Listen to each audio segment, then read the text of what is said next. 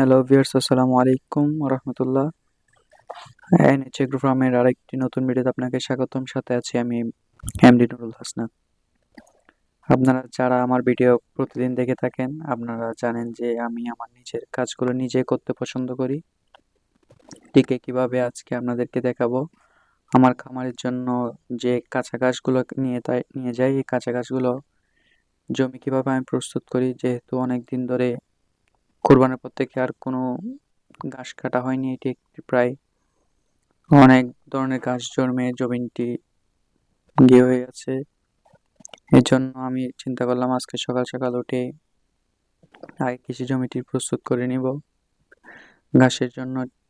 তাই আমি প্রথমে এসে জমিনে থাকা যে কচু ঘাস, বহিরাগত ফেনা যেগুলো আছে এগুলো আমি তুলে নিচ্ছি, কারণ এগুলো যদি জমিতে থাকে আমি যে দলগুলো করেছি জমির মধ্যে ঘাস হিসাবে, ওই দলগুলো সঠিক একটা উর্বরতা পাবে না। ওই বহিরাগত গাছগুলা জমির উর্বরতা টেনে নিবে। এই জন্য আমি প্রথমে এসে এই গাছগুলো শিকড় সহ একেবারে উপড়ে ফেলে দিচ্ছি।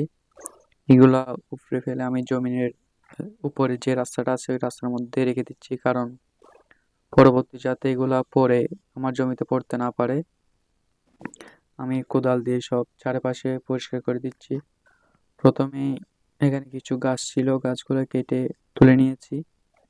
আমার পাশে থাকা এই রাস্তার মধ্যে প্রথম আমি কোদাল দিয়ে দা দিয়ে সবগুলা কেটে রেখেছি। পরবর্তী এগুলো উঠে আমি তুলে নিব।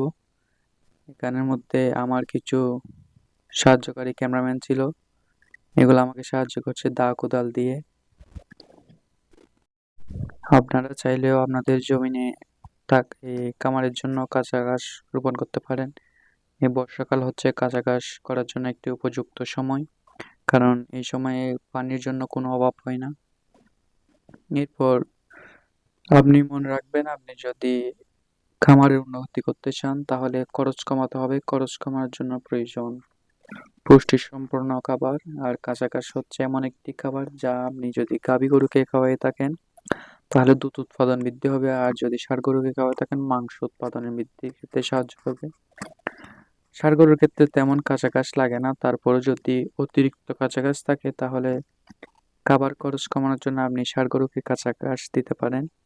আপনারা আমার ভিডিওর মধ্যে দেখেছেন আমি অনেকগুলো ষাঁড় গরু ছিল, আমার প্রায় 11টা ষাঁড় গরু ছিল। আমি কিন্তু ওদেরকে কাঁচা ঘাস দিইনি, আমি মূলত গাভী গরুর জন্য কাঁচা ঘাস রোপণ করেছি। আমি এই জমিগুলো পরিষ্কার করতে করতে আমাদের এদিকে যুগ বলে আঞ্চলিক ভাষায় এটা, যুগে রক্ত চুষে খেয়ে নিচ্ছে হঠাৎ বুঝতে পারি। এই জন্য এটাকে নিয়ে কেটে ফেলছি যাতে এটা মারা যায়। আপনাদের আঞ্চলিক ভাষায় এটাকে কি বলে অবশ্যই কমেন্ট বক্সে জানাবেন। আজকের ভিডিও এই পর্যন্ত। যারা সকলে ভালো থাকবেন, সুস্থ থাকবেন। ধন্যবাদ সবাইকে। আসসালামু আলাইকুম।